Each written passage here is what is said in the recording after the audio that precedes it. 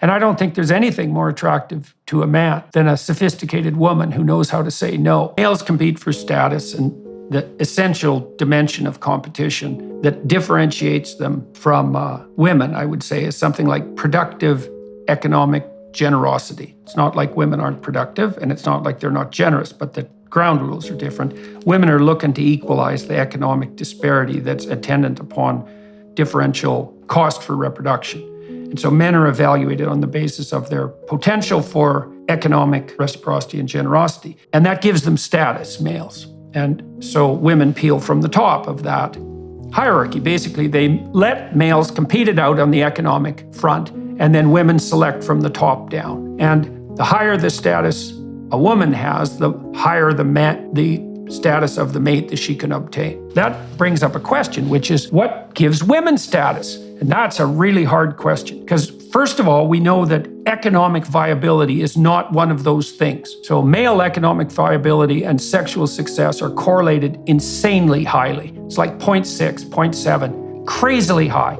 One of the most powerful single variable relationships that you can find in all of the social sciences, far higher than the relationship between intelligence and life success, for example. But the correlation between female economic viability and sexual attractiveness is lower than zero. So it's actually slightly negative. So it's a massive sexual dimorphism. So then you ask, well, what gives female status? And well, one of the answers is obviously associated with beauty and reproductive capacity and sexual attractiveness. Those things all tangle together extraordinarily tightly. That's not the only thing, I don't think. And so imagine that you have an attractive girl and a variety of relatively high status men are chasing her. Now, you might ask, well, how do they evaluate her status? They evaluate her status by her ability to say no. So imagine, a high status person offers himself or herself to you. And if you're of lower status, you're going to say yes right away. But one marker of higher status is, well, no, I don't need what you're selling. Yeah, but what I'm selling is great. Yeah, but I have so many offers that I'm not inclined to take your offer because I have options. And it's no on the part of women that signal. I really believe this is the case. It's voluntary no on the part of women that signals their status. And so I don't think young women know this at all because they want to know how to compete with men, let's say, in the power game. And that's a tough question because women are smaller and they're not as physically powerful. And economic prowess isn't as attractive to them, and it doesn't make them more viable on the mating market.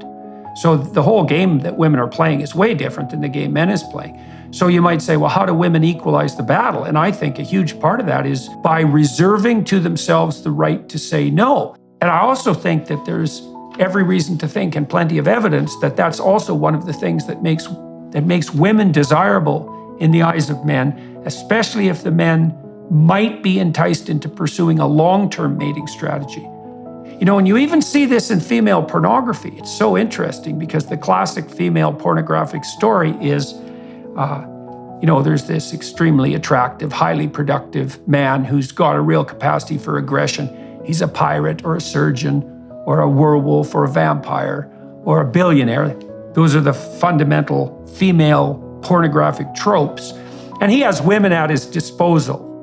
But this woman is shielded off from him, and they dance around each other for a long time, which essentially means that she's saying no, and he's finally enticed into a relationship with her where he sacrifices all, his access to all other women, and then they have hot, steamy sex. And so, most of female pornography is extended foreplay, and that's this romantic dance of no, followed by, a very spectacular consummation. And that certainly mirrors it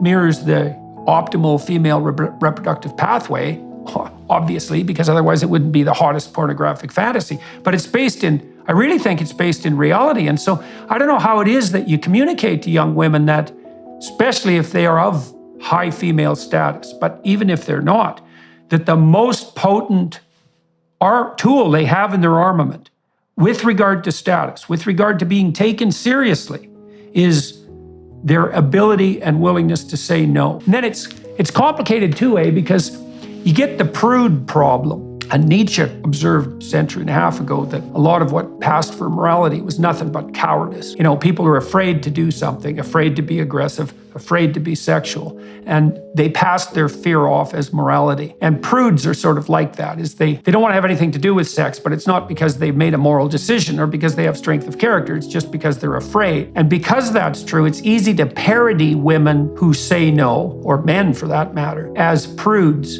As old-fashioned conservative prudes who are just terrified of sex, but you can be sophisticated as hell and say no. And I don't think there's anything more attractive to a man than a sophisticated woman who knows how to say no. Like that's top of the stack as far as men are concerned. And they'll do everything to test the thickness of that boundary. I don't know how you tell that to young women. I don't even think men can, probably.